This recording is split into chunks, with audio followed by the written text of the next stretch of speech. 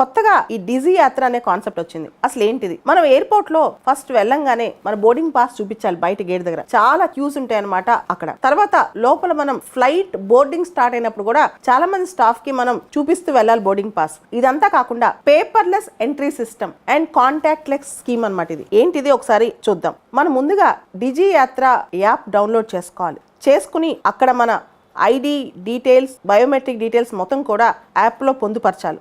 ఆ తర్వాత మనం ఎప్పుడైనా ట్రావెల్ చేస్తుంటే మన టికెట్ డీటెయిల్స్ అంతా అక్కడ పెడితే గనక మనం ఎయిర్పోర్ట్కి వెళ్ళంగానే హ్యాజిల్ ఫ్రీ అనమాట. ఆటోమేటిక్ ఫేషియల్ రికగ్నిషన్ ఉంటుంది, బయోమెట్రిక్ రికగ్నిషన్ ఉంటుంది. మనల్ని ఎవరు ఎక్కడ ఆపరు అనమాట. మనం వెళ్ళిన తర్వాత రెండు చోట్ల ఆగుతాం. ఒకటి లగేజ్ చెక్ ఇన్ దగ్గర, రెండోది మన బాడీ స్కానింగ్ దగ్గర. ఈ రెండే అనమాట. మిగతా చోట్ల ఎక్కడ మనం ఆకం. సో ఇంత హ్యాజిల్ ఫ్రీ అనేది డిజీ యాత్ర ప్రొవైడ్ చేస్తుంది. అయితే డిజీ యాత్ర అనేది it is implemented by Digi Yatra Foundation under Ministry of Civil Aviation అనమాట.